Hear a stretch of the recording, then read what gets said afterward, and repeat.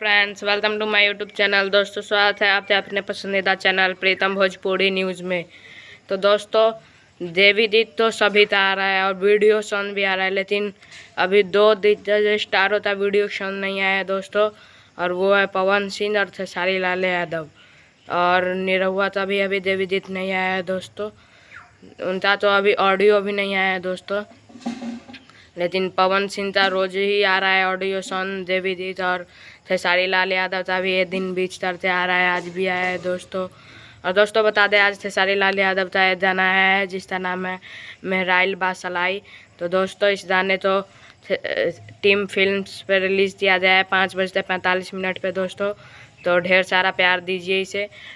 Poster आप हमारे screen पर देख सकते हैं। और दोस्तों, बात चले वीडियो के बारे में, तो दोस्तों वीडियो की शूटिंग हो गई है। खेसारी लाल यादव की वीडियो शूटिंग पटना में हुई है दोस्तों।